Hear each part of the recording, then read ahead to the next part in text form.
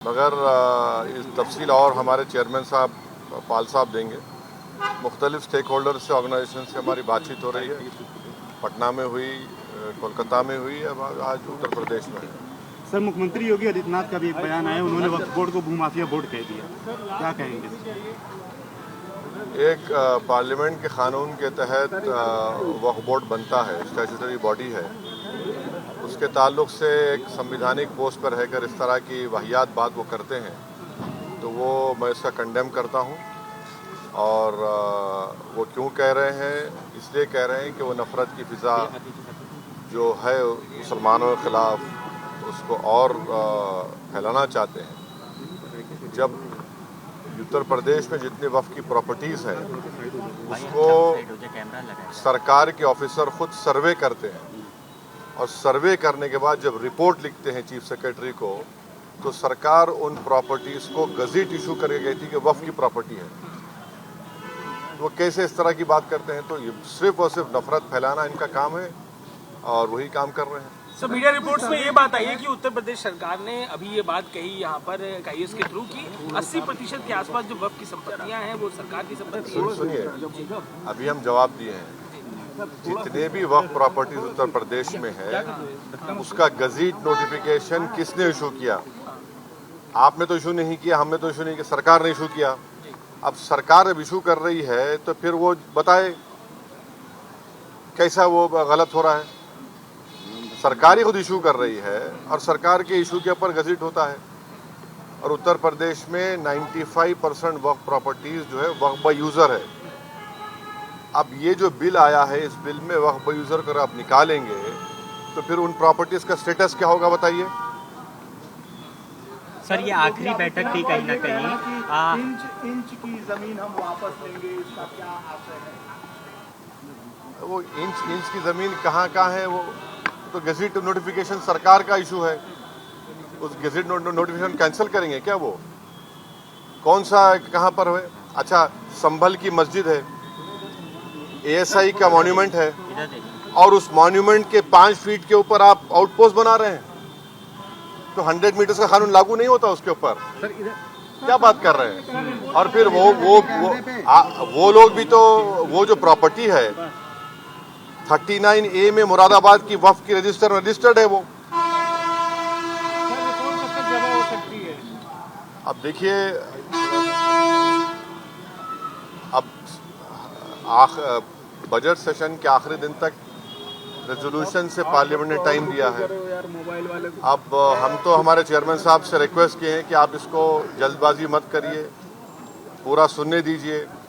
और हम कश्मीर के नुमाइंदों को नहीं सुने हैं, बड़े बड़े प्रदेश से गए हैं या वहाँ के लोग आए हैं, तो हम उम्मीद करते हैं कि जल्दबाजी में कोई फैसला सरकार और हमारे चेयरमैन साहब ना लें। हमसे रिक्वेस्ट उनसे करेंगे। तो वो तो कहते हैं कि 24 और 25 तारीख को इसको कंक्लूड कर देंगे, जो मेंबर्स उनकी रिपोर्ट लिखे 31 को पेश भी कर देंगे, तो वक्त जो टाइम बाउंड आप देखिए, वो 24-25 को मीटिंग है, मगर मैं प्रियम्प्ट नहीं कर सकता क्या होगा बोलने के लिए। सर, पिछली कुछ बैठकों में देखने को मिला था हिंसा हो गई, सांसद आपस में UCC लागू करने, उत्तराखंड में UCC को लेकर उन्होंने ये इसको UCC नहीं बोल सकते आप।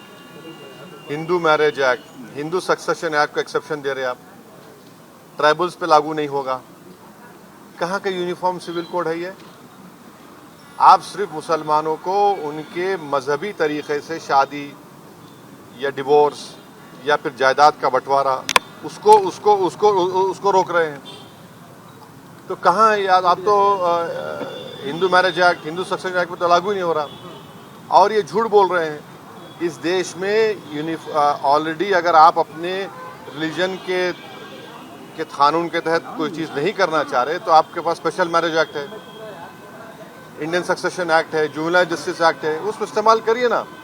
और ये बात हमको समझ में नहीं आ रही कि हिंदू अनडिवाइडेड टैक्स रिबेट जो मिलता है, 2 साल पहले 1700 करोड़ का टैक्स रिबेट मिला, वो क्यों नहीं मिलता मुसलमानों को, ईसाइयों को?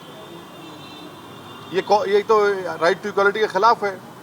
और आप यूनिफॉर्म सिविल कोड की बात करते हैं, मगर कोई अपना मजहब हिंदुइज्म से चेंज करता है तो उसको परमिशन लेना पड़ता है। तो कहाँ का यूनिफॉर्म सिविल कोड हुआ ये? सर कहीं ना कहीं ये जो वक्फ एक्ट है वो सीधे तौर पे मुसलमानों से जुड़ा हुआ है। तो देश के मुसलमान क्या चाहते हैं, वो ये जो एक्ट है वो लागू होना चाहिए? कौन सा एक्ट? वक्फ अमेंडमेंट एक्ट। नहीं, देखिए, जहाँ तक हम जानते हैं, मुसलमानों का एक बहुत बड़ा ऑर्गेनाइजेशन है, all India Muslim personal law board, जिसमें मुसलमानों के मुख्तलिफ मसलक और मुख्तलिफ ऑर्गेनाइजेशन, सोशल, रिलीजियस सब हैं। सब ने उसमें पर्सनल लॉ बोर्ड ने इसको रिजेक्ट किया है और सब ये कह रहे हैं कि 2013 का जो कानून है वो बेहतर है, जो प्रिंसिपल एक्ट है। आज आप कोई कानून ला रहे हैं तो वक्फ की इस जायदाद को बचाने के लिए नहीं, वक्फ की जायदाद को बर्बाद करने के लिए ला रहे हैं। आप बताइए कि वक्फ बोर्ड में नॉन मुस्लिम मेंबर कैसे होगा? उत्तर प्रदेश में काशी विश्वनाथ बोर्ड है, क्या कोई नॉन हिंदू मेंबर बन सकता है? नहीं बन सकता है। आप कह रहे हैं कि अगर कोई मुसलमान जो 5 साल तक इस्लाम फॉलो करेगा वही प्रॉपर्टी वक्फ को दे सकता है, माने फिर वो 5 साल तक किसी और धर्म के स्थान को दे सकता है प्रॉपर्टी, मगर मुसलमान को, मस्जिद को या दरगाह को नहीं दे सकता। तीसरा, आप कह रहे हैं कि कलेक्टर को हम पावर देंगे। कलेक्टर कैसे पावर देगा? वो तो प्रिंसिपल्स ऑफ नेचुरल जस्टिस के खिलाफ है। कलेक्टर तो गवर्नमेंट का अपॉइंटी होता है। हाँ। चौथा, आप कह रहे हैं कि वक्फ बा यूज़र ख़त्म कर देंगे। वक्फ बा यूज़र तो अगर ख़त्म होगा तो फिर उत्तर प्रदेश में 95% वक्फ प्रॉपर्टीज वक्फ बा यूज़र, उसका क्या होगा? तो सर ये सुन तो लीजिए। फिर आप कह रहे हैं कि कोई भी जाकर कलेक्टर को कंप्लेन कर दे कि भाई ये फुला मस्जिद नहीं है, तो कलेक्टर जैसा उसमें इंक्वायरी ऑर्डर करेंगे, जब तक इंक्वायरी कंप्लीट नहीं होती वो मस्जिद नहीं रहेगी। इस बिल में प्रोविजन है, लिमिटेशन एक्ट हिंदू धर्म के ऊपर अप्लाई नहीं होता, ना सिख के धर्म, ना ईसाइयों पर होता है। आप सिर्फ मुस्लिम जायदादों पर लिमिटेशन एक्ट को अप्लाई कर रहे हैं। तो ये वक्फ प्रॉपर्टीज को बचाने के लिए कहाँ लाया जा रहा है, बताइए हमको। ये तो अच्छा 7% वक्फ फंड देना पड़ता है, उसको 5% कर दिया।